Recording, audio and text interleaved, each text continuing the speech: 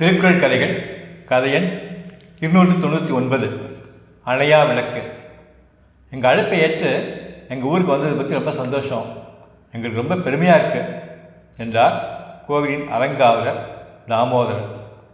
ஆன்மீக சொற்பொழி செய்கிறது என்னுடைய பணி, எங்கே கூப்பிடுறாங்களோ அங்கே போகிறேன், எனக்கு தெரிஞ்ச விஷயங்களை சொல்லிட்டு வரேன் என்றார் ஆன்மீக சொற்பொழிவாளர் அருட்செல்வம். சாயந்தரம் மண்டபத்தில் வந்த சொற்பொழிவு, அதுக்கு முன்னால் எங்கள் ஊர் கோயிலுக்கு போயிட்டு வந்துடலாம். நான் இந்த ஊருக்கு வந்துட்டேன், சொற்பொழிவு முடிஞ்சு ஊருக்கு திரும்ப வரையிலும் என் நிகழ்ச்சிகளை நீங்கள் தான் தீர்மானிக்கணும். ஆங்கிலத்தில் சொன்னால் I am at your disposal என்றார் அருட்செல்வம் சிரித்தபடி. மாலை கோயிலுக்குள் நுழையும். இந்த கோயிலில் ஒரு விசேஷம் உண்டு. இங்கே அணையா விளக்குன்னு ஒரு தீபம் இருக்குது. 1100 வருஷங்களாக இந்த கோவில் நிறுவப்பட்டிருக்குன்னு நினைக்கிறேன். இந்த தீபம் எரிஞ்சிக்கிட்டே இருக்குது. எந்த ஒரு புயல் மழை வந்து ஊரே அடங்கி கிடந்தாலும் எப்படியோ கோயிலுக்கு வந்து தீபத்துக்கு எண்ணெய் போட்டு அதை தொடர்ந்து எரிய வச்சுட்டு இருக்காங்க என்றார் தாமோதரன். எரிய வச்சுக்கிட்டு இருக்காங்கன்னு ஏன் சொல்கிறீங்க? எரிய வச்சுக்கிட்டு இருக்கோன்னு சொல்லுங்கள். நீங்களும் இந்த ஊர்க்காரர் தானே, இது பெரிய விஷயம். இது மாதிரி காரியங்களை தொடர்ந்து செய்யறதுங்கிறது சாதாரண விஷயம் இல்லை. நான் வேறு ஊர்களில் நிகழ்ச்சிகளில் பேசுகிறப்ப இந்த கோயிலை பற்றி சொல்கிறேன். வெளியூர்காரங்க பல பேர் கூட இந்த அணையா விளக்குக்கு எண்ணெய் வாங்க உதவி செய்ய முன்வருவாங்க என்றார் அருட்செல்வம். தாமோதரன் நன்றி தெரிவிக்கும் விதமாக கைகூப்பினார். கோவிலில் வழிபாடு முடிந்து வெளியே வருவதற்கு முன் அருட்செல்வம் கோவில் அர்ச்சகரை அழைத்து, உங்களை எங்கேயோ பார்த்துருக்கேனே என்றார். ஆமாம், மறையூர்பட்டிங்கிற ஊரில் இருக்கிற கோயிலில் இருந்தேன், அங்கே நீங்கள் வந்திருக்கேன். நீங்கள் ஞாபகம் வச்சுருக்கிறது ரொம்ப பெருமையாக இருக்குது என்றார் அர்ச்சகர். எங்கே ஞாபகம் வச்சுக்கிட்டேன்? உங்கள் முகம் நினைவில் இருந்ததை தவிர எங்கே பார்த்தேன்னு ஞாபகம் இல்லையே என்று சிரித்துக்கொண்டே கூறிய அருட்செல்வம், சந்தோஷம், வரேன் என்று அவரிடம் விடைபெற்றார்.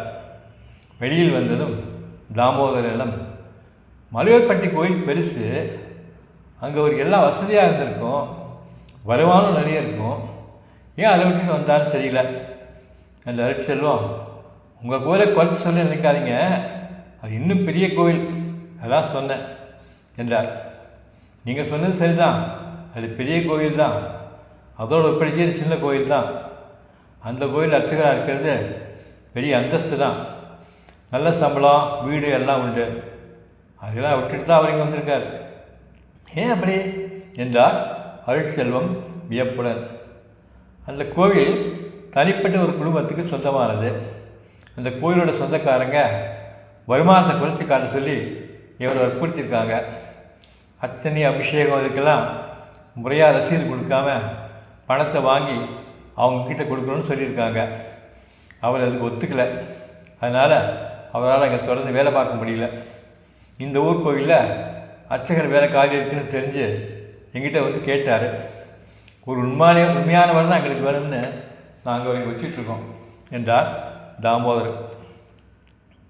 அருட்செல்வம் மௌனமாக ஏதோ யோசித்தபடி வந்தார்.